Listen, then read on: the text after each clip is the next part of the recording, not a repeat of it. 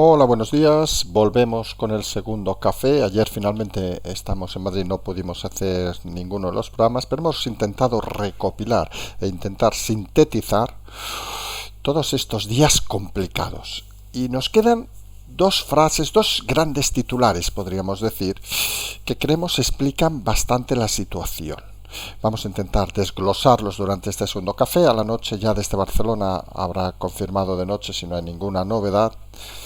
Y decíamos, dos grandes titulares. El primero, que podríamos decir que hasta entristece, que es que parece que vuelve al escenario Cataluña. Habría que pensar a quién interesa que vuelva a Cataluña. Está claro que el independentismo lo vamos a hablar. Y el segundo gran titular, que nadie se equivoque. Esta no es una guerra, aunque intenten venderlo así, del PSOE contra el PP, no es una guerra de Sánchez contra Feijóo, sino que es una guerra interna, una guerra civil en el PSOE, donde estos movimientos de Sánchez lo único que están buscando es cohesionar al partido, cohesionar incluso a los socios, como se ha visto hoy en la sesión de control con el señor Rufián, y tenerlos todos a su vera. Aquí hay una cosa que hemos explicado en diferentes ocasiones y que puede llevar al equívoco de muchos, y es el trato a veces que tienen algunos partidos con el presidente Sánchez. Lo decimos desde el cariño o desde la distancia, cada uno que lo interprete como quiera. Y lo que queremos decir es que a veces lo consideran, con todo el respeto, un auténtico gilipollas y un ignorante, y pensamos que se equivocan. Los movimientos de Sánchez siempre tienen una lógica, a veces kafkiana, también hay que decirlo, pero siempre esconden detrás de cualquier frase, de cualquier movimiento, un intento, digamos, de conseguir resultados positivos, un positivismo, digamos, para él, obviamente, no para el país ni para el partido. Y en este caso, da la sensación cada vez más evidente de que la oposición va cayendo diariamente en las provocaciones del presidente, que se siente, a pesar de los nervios, de la tensión, cómodo en estas guerras. Él quería, y entramos ya en el contenido, él quería unificar, cohesionar el partido, porque estaba viendo que empezaba a haber grietas en el partido. Recordemos, ¿de qué se hablaba hace unos días? Pues del mensaje de Paje, del mensaje de Lambán, incluso de esa cena de Navidad de González con exministros, de declaraciones de diversos personajes que realmente, seamos sinceros, pintan poco en el PSOE actual. Oiga, pero que molestaban. ¿Qué ha conseguido el PSOE de Sánchez? ¿O Sánchez? ¿Qué ha conseguido Sánchez en el PSOE en las últimas horas, días? Pues que nadie hable más allá del discurso oficial del presidente. Con todos los errores, obviamente, pero ha conseguido cohesionar a su equipo, cohesionar al partido en un momento donde empezaban las dudas que, por cierto, insistimos, se van a ampliar de cara a las elecciones de mayo. Todo esto, además, con esa vuelta a lo de Cataluña, a partir del tema del Tribunal Constitucional, que se ha hecho efectiva, curiosamente, desde todos los ámbitos, obviamente. Incluso el PP, que ha citado hoy Coca Gamarra, primero en pasillos, luego en el Pleno, que toda esta actuación del gobierno le recordaba a Puigdemont y Junqueras. Bueno, creemos, con todo el respeto, que hay temas más importantes que citar a Puigdemont y Junqueras, señora Gamarra, a la que, por cierto, luego hablaremos también, le han dado hoy alas en muchos medios diciendo que ella era la urdidora de toda esta estrategia. En fin, hace unos días filtraban de que se habían cargado a Pons, hoy que elevan a Gamarra. Se hace curioso estas filtraciones desde el PP, como intentando hacer equipo, cuando parece que curiosamente lo que hay es una estructura muy fiel a Feijóo y poco más. Decíamos, la vuelta a Cataluña no solo ha sido el PP, también el PSOE en cada respuesta en la sesión de control y en el Pleno, pues citando, por ejemplo, al PP, que con ustedes hicieron 2 referéndums ilegales, etcétera, etcétera. Esquerra o Junts hablando, como es normal, obviamente, del PP, Vox, todos, del PP, del independentismo de Cataluña, todos hablando de lo mismo. Y que vuelva Cataluña al escenario en una situación como la actual, donde la crisis económica la tenemos aquí encima, donde la gestión pre-pandemia y post-pandemia parece así un desastre, donde el Tribunal Constitucional ha tumbado estados de alarma, ha tumbado también, de momento con las cautelares, la última propuesta del gobierno, pues parece cuanto menos extraño. Han conseguido llevar al Constitucional a través de la decisión de ayer a vincularlo, digamos, a los hechos de Cataluña, que nosotros insistimos. Allí era incumplir una sentencia del Tribunal Constitucional y aquí es unas cautelares antes del tema, con lo cual parece que de matiz son temas diferentes. Obviamente el PSOE ya está trabajando para habilitar enero, para intentar acelerar la aprobación de esta ley, algo que parece bastante lógico y coherente en esa línea. No se entendía, y lo explicamos, y por eso hay que buscarle una explicación puntual interesante, no se entendía que si saben que la pueden aprobar perfectamente en enero, habilitando el mes o en febrero si quieren, ¿por qué esas prisas de hacerlo a través de 2 enmiendas a finales de año? ¿Qué sentido tiene? Y uno ha de mirar en ese momento lo que decimos muchas veces, desde Marte, ha de mirar qué interés hay, no tanto de partido, que sinceramente no lo vemos. Es más, parece contraproducente para el PSOE estas prisas y parece que alguna bronca se ha llevado Bolaños, pero sí desde la figura del presidente, desde el interior, digamos, del presidente dentro del Partido Socialista. Y lo que se ve, e insistimos, es de qué se hablaba hace una semana.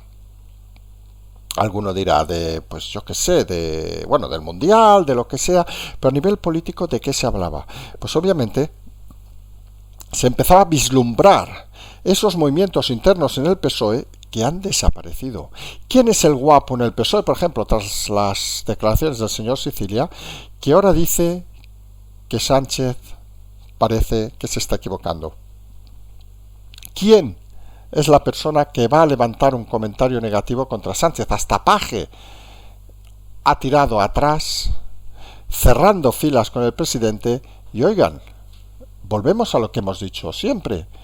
Esto al final, en el caso del presidente, no es un presidente que piensa en el Estado, no tiene función de Estado este señor, no es un presidente que piensa incluso ni en su partido, no, es un presidente Sánchez que solo piensa en él.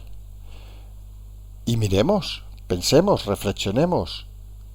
Olvídense ahora de España, olvídense ahora del Tribunal Constitucional, olvídense de la situación incluso de las elecciones de mayo. Piensen en la figura exclusivamente, y sabemos que es complicado, se llama empatía, pero piensen en la figura de Sánchez. ¿Alguien duda en el Partido Socialista en público, insistimos en esta palabra, en público, del presidente Sánchez a día de hoy? No. ¿Qué ha conseguido Sánchez con este movimiento a nivel personal? Reforzar su liderazgo en el PSOE. Y cuando uno necesita reforzar su liderazgo en un partido, es que alguien le estaba tentando, le estaba intentando mover en cierta manera. Cualquier comentario ha quedado totalmente fuera y Sánchez, al final, aunque a algunos les cueste, en esta operación a nivel personal, ha ganado. Nuevamente, hay que decirlo, Sánchez es un superviviente y juega una liga diferente porque juega una liga donde el único beneficio es el suyo.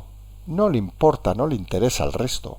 No le importa España, no le importa su partido, que eso es lo que debería preocuparles, por cierto. Y es capaz de llevar al Partido Socialista al total hundimiento mientras él siga estando colocado en algún lugar. Y esa posición parece mentira que todavía muchos en el PSOE, ahí es donde aparece mucha ignorancia, vamos a decirlo así claro, no la vean. Sánchez se ha creado el partido, el gobierno, a su fiel reflejo, se ha convertido en un espejo de su propia vida y su único movimiento, sus únicos movimientos, sus únicas decisiones, sus únicos alardes son para cerrar filas y que nadie le tosa al presidente. Y eso, guste o no guste, pues parece que lo hace bien. Vamos a decirlo así, saben que no somos los mejores amigos de Sánchez, pero la realidad es esa. Quien no lo vea, oiga, esto al final es análisis. Quien no quiera verlo puede dedicarse a otras cosas, pero las cosas parecen claras. Porque fíjense que lo del Constitucional, hasta Bruselas respalda al Tribunal Constitucional, como es lógico, la división de poderes. Es que es tan evidente que estamos delante de un intento de atropello de las instituciones que huelga hacer cualquier comentario.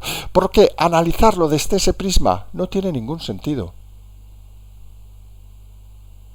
Y Sánchez es consciente, Bolaños es consciente, aquí ya no entramos tanto en la parte más de fidelidad seguramente el señor Bolaños que de capacidad, digámoslo con claridad, y al final todas estas estratagemas, digamos, solo buscan un fin, y es ganar la guerra interna en el PSOE, salir con el liderazgo reforzado dentro del partido. Solo con ese prisma se puede analizar lo que ha pasado estos días. El resto, oiga, literatura de prensa, literatura barata para quien quiera leerlo. ¿Y el PP? Pues el PP, decíamos, han dado alas a Cuca los últimos 2 días, la han vendido en 2, 3, 4 medios, lo hemos dicho también en infinidad de ocasiones. Cuando en 2, 3 medios aparece la misma información prácticamente de forma simultánea, nadie se piense que hay un periodista investigador, ni que hay un análisis directo, no. Esto es que alguien ha pegado un telefonazo y le ha dicho, oiga, mire, te doy una exclusiva, dígame. Dice, ¿sabes quién ha hecho lo del PP? Pues ha sido Cuca. Filtra que ha sido, o di que te lo dicen altas fuentes del PP. Y hasta el final funciona así. Y en 2, 3 medios pues aparece que Cuca ha sido la que ha organizado todo este tema en una reunión de improviso el propio martes con Feijóo. Lo han vendido un poco como una película casi de estas de despachos para arriba para abajo, como si estuvieran ahí corriendo, saltando, cual espías baratos, cual James Bond. ¡Ah! Alberto, tengo una idea. ¡Ah! No me digas, vamos a hablar y no sé qué. En fin, que está bien que la gente se ponga méritos, pero hay que analizar cuando la gente se da méritos por qué se los dan a unos y se los quitan a otros. Recordemos que hace unos días filtraron que González Pons, el escritor, se había convertido en una oveja negra, y al final la realidad, que parece, es que el intento del señor Feijóo de conseguir un equipo cohesionado fuera de su núcleo cerrado que viene de la Xunta de Galicia es cada vez más complicado. Galicia no es Madrid, Galicia no es España. Fíjense que decimos que Galicia no es Madrid como primera parte, porque entendemos que hay un doble argumento. Si no consigues imponerte en Madrid, difícilmente lo harás en España. Y ahí Feijóo está pecando, primero creemos, de falta de equipo. Y al final, cuando necesitas un equipo, tienes que hacer una cosa que es muy complicada. Hacemos una reflexión, un poco de cerrando ojos incluso. La reflexión es sencilla. Tú, para hacer un equipo, Alberto Núñez, lo que necesitas es confiar. Y claro que te pueden dar una hostia, y claro que te pueden dar un navajazo, y claro que te pueden traicionar. Pero si no confías, no consigues crear un equipo. Y hemos de partir de un concepto que el señor Feijóo parece no tener claro. Si tú consideras que eres el líder del partido, nadie va a osar traicionarte. Que luego has elegido mal y algunos personajes te salen rana, otros te salen escritores, vamos a decirlo así, otros te salen filtradores como Cuca, pero bueno, al final has de sobrevivir con todo eso, porque claro, el gobierno, si acabas gobernando este país, pues es eso, hacer malabarismos. No siempre puede aparecer uno con la cara amable, no siempre puede aparecer uno con una sonrisa, porque a veces gestionar una empresa tan grande como España no es fácil. Y si uno no se alimenta de equipos profesionales, pues tiene seguramente un problema fácil y de difícil solución, que es que no llega a todos los lugares. Y creemos algunos, por eso insistíamos en el tema de Madrid y el resto de España, que primero ha de consolidarse en Madrid. Y consolidarse en Madrid pues implica obviamente llegar a acuerdos, trabajar en equipo realmente, con el equipo obviamente de Miguel Ángel Rodríguez, hablamos de Ayuso, porque si no, el camino se hace tortuoso.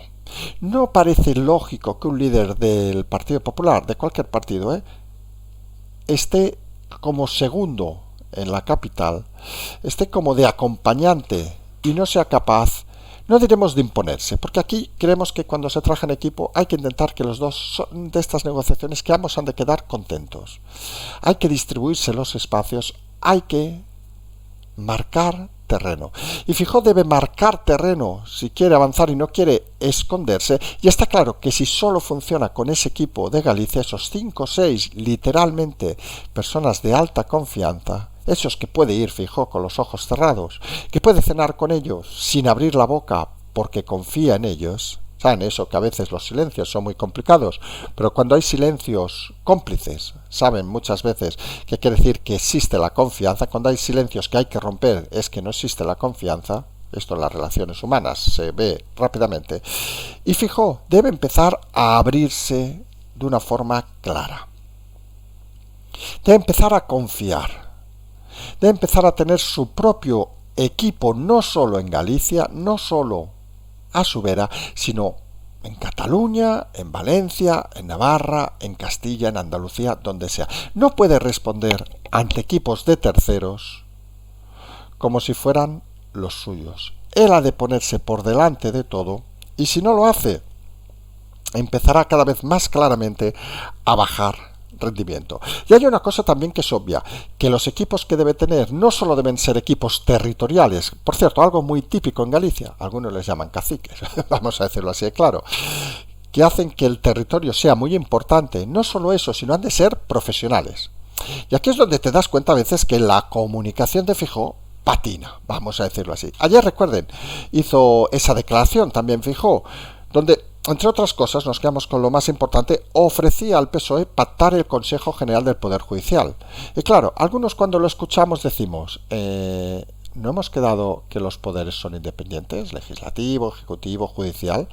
¿Cómo osa el presidente de la oposición decir que pueden pactar el judicial? Si el judicial hemos quedado que Europa ha dicho 1000 veces, no, 1001, 1002, 10.000 veces, que lo han de elegir los jueces. ¿Quién cojones es el señor Feijóo para ofrecer un pacto? ¿Qué está diciendo a los españoles?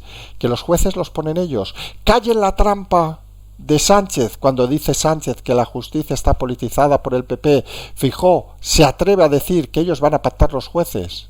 ¿Qué quiere decir eso, Feijóo? Alberto Núñez. Hombre, pues que te has de rodear no solo de una estructura territorial, no solo si quieres de esos 5 fieles que te puedes ir a comer, sino de una estructura profesional que te diga qué cosas no se pueden ni deben decir. El discurso con el tema del Poder Judicial ha de ser muy claro y contundente del PP. Los jueces que los elijan los jueces. Y no salirse de eso. Primero porque es lo que dice Europa, segundo porque es lo que dice Montesquieu, aunque Montesquieu da igual a estas alturas de la película, han pasado unos cuantos años desde que se murió, pero esa es la realidad. Y tercero, y más importante, porque entendemos algunos que te lo debes de creer, porque si quieres jugar a hombre de Estado, no rompas las estructuras de Estado, y pactar el Consejo General del Poder Judicial, decir que lo puedes ofrecer como si fuera un premio, es insinuar que tienes mano en los jueces. No, deja libre que los jueces elijan. Y los jueces obviamente se pueden equivocar. Oiga, y si salen 10 de un lado o 5 de otro, pues será porque los jueces están muy mediatizados por un lado o por otro. Pero la democracia es que la gente decida. Porque si no, ¿qué vamos a decir? ¿Vamos a pactar que voten los españoles? Oiga, pero ¿qué cachondeo es este? No se puede ofrecer cosas donde tú no deberías estar. Hay que decirlo con claridad. Y pensamos que Feijóo necesita reforzar su equipo, reforzar su mensaje, porque si no se pierden ambigüedades que no van a ningún lado. Tampoco parece que algunas cosas en el otro partido de la oposición vayan tampoco muy acertadas, vamos a decirlo así. Y vamos a citar en este caso, saben que le hemos criticado mucho a Macarena Olona, pero una frase que dijo ayer con algún abogado de prestigio también en redes que era bastante clara. Recordemos que Vox ha dicho que el viernes pondrá una querella en el Supremo contra Sánchez por conspiración para delinquir. Claro, uno se va al Código Penal y no existe ese delito. Con lo cual ya empezamos mal. Empezamos ya proponiendo delitos que no existen. Está bien las emociones, señores de Vox. Está bien intentar que todo esté en una esfera caliente, porque cuanto más se tensione el ambiente, parece lógico que más votantes acaben considerando que el Partido Popular tiene un mensaje flojo, que lo tiene. Pero hombre, inventarse delitos tampoco parece que sea una esencia de la democracia inteligente, pensamos. Y la realidad es que Vox se tiene que dar cuenta, y parece que se está dando cuenta, de que ese giro, esos ataques constantes al Partido Popular de las últimas semanas, incluido, por ejemplo, esa no aprobación de los presupuestos con Ayuso, no es el camino adecuado. Nosotros comentamos, recordarán, pues debió ser hace un par de días o quizá 3, que la no aprobación de los presupuestos creíamos que era un error. Porque el votante al final, y el votante de Vox, ojo lo que vamos a decir, tiene una capacidad de deducción bastante superior a otros partidos. Vamos a explicar por qué. Es un votante que viene rebotado de algunos partidos, con lo cual ha hecho ese esfuerzo para pensar, pues que en este caso, pues PP, por ejemplo, o otros partidos no han hecho lo suficiente y considera que tiene una formación política, pues seamos sinceros, quizá más elevada que otros partidos, para que vean los que nos dicen que ponemos cada día para ir a Vox, que también pensamos cosas claras en ese tema. No es el votante fiel que tiene ahí, como otros partidos, labrando cada día. Es un votante que puede cambiar. Y es un votante que necesita refrescar ideas. Y es un votante que en el caso de la tensión, pues le interesa la tensión, vamos a ser sinceros, pero que no es ignorante. Con lo cual, lo que se desprende de no votar los presupuestos cuando has estado la puñetera legislatura de la Comunidad de Madrid apoyando a Ayuso, pues les da la sensación que, oiga, que vienen elecciones y vamos a intentar diferenciarnos. Hombre, pues es un mensaje que lo que traslada es decisión política errónea. Y lo dijimos hace un par de días. Y parece que está rectificando. Ha hecho una entrevista de Rocío Monasterio donde ha dicho que si se han de aprobar, que si quiere sacar los presupuestos Ayuso, los sacaremos en febrero. Cambiar, ver, explicar que te has equivocado es bueno. Sinceramente no creo que nos hubieran escuchado. Si nos han escuchado, pues bueno, ahí tienen el consejo y creemos que adivinan. Creemos que Vox no debe buscar esa separación y sobre todo con lo que tiene más cercano, que es obviamente Ayuso. No creemos que sea el estilo. Incluso si alguien nos dijera qué política debería seguir Vox en este momento, pues debería servir aquella política extraña para algunos, pues de acercarse, como por cierto hizo con el tema de la moción de censura, acercándose en ese caso a Feijóo, que parece, por cierto, hemos dicho ya que el candidato es Abascal porque nadie quiere serlo, a nosotros no nos lo han ofrecido, también es cierto, y la realidad es que creemos que si va a ser Abascal sería un error, lo hemos explicado en repetidas ocasiones, sea más de lo mismo aquella moción que fue de la peor votada de la historia de las mociones que ha habido en España, y debería aproximarse en cierta manera, buscar los lugares comunes que tenga con el Partido Popular, enfrentarse obviamente en los que no los tenga, y está claro que con Ayuso tiene bastante más lugares comunes de los que algunos creen. Y todo esto nos lleva al otro partido que está, en este caso, en conflicto constante. Iglesias, por un lado, Pablo Iglesias, obviamente, pidiendo elecciones con el tema del constitucional, nadie lo ha entendido, seamos sinceros. Yolanda Díaz se ha espantado, porque Yolanda Díaz dice, coño, Pablo, dice que yo te parí, yo te llevé en las primeras elecciones, recordemos 2010, 2011, en Galicia, se llevó a Pablo Iglesias de asesor, tampoco le funciona muy bien, pero bueno, en fin, Pablo Iglesias va sumando cosillas, vamos a decirlo así. Y claro, Díaz no tiene montada ninguna estructura y no tiene decidido todavía si pasa o no pasa al PSOE, vamos a decirlo así de claro, por si alguien tiene confusiones. Y su estructura de partido está claro que no parece ser la de Podemos, con lo cual ese acelerón que pedía Iglesias, que obviamente, seamos sinceros, nosotros estamos siempre contando que las elecciones serán en octubre, noviembre de este 2023, del próximo 2023, contamos en ello, excepto, que lo hemos dicho en alguna ocasión, que el desastre sea tal en mayo que fuercen a Sánchez a irse desde el propio Partido Socialista. Esa es la doble apuesta que nosotros vemos. Con lo cual, ¿qué pide Iglesias elecciones para ahora, para mañana, para el mes que viene, para el medio de Navidad? Porque a Iglesias le daría igual votar el 25 que el 1. Le da igual, sabe que los suyos van a ir a votar, aunque sea el 31 a las 12:30 comiendo uvas.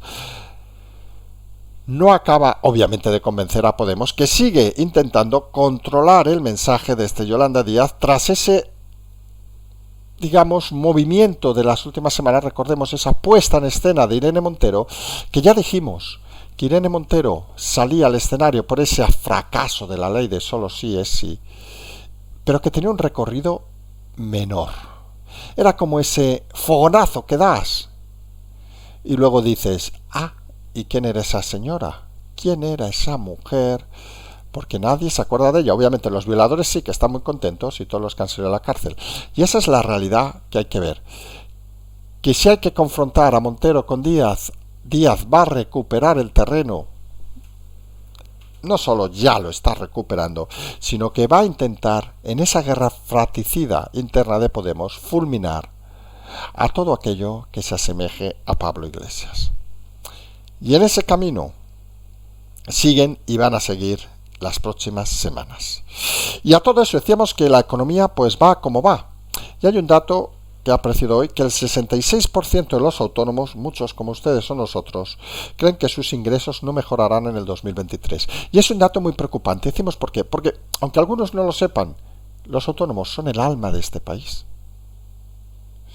Los autónomos son los que dirigen empresas, los que dirigen negocios, los que crean valor a este país, los que están machacados, por cierto, por el gobierno. Hoy ha citado en una respuesta a la sesión de control el presidente que ellos gobiernan para los pensionistas, para los estudiantes, para los trabajadores. No ha citado a los autónomos. Ellos es obvio que no gobiernan para los autónomos. Para ellos, como si estuvieran extinguidos. Es una situación extraña.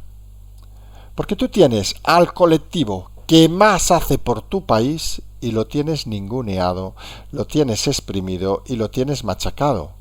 Y es curioso, porque dirías, no, pero esperamos que la oposición seguro que apuesta por ellos. Pues nosotros no escuchamos a Feijóo decir tampoco nada. Y es una realidad palpable, que no solo el gobierno, aquí hay que decirlo con rotundidad, sino el conjunto de la clase política ignora a los autónomos. Ya fue en las anteriores legislaturas con gobiernos de uno y otro color. Recordemos que en buena parte de Europa no se paga una cuota mensual por ser autónomo. Aquí pagas por anticipado.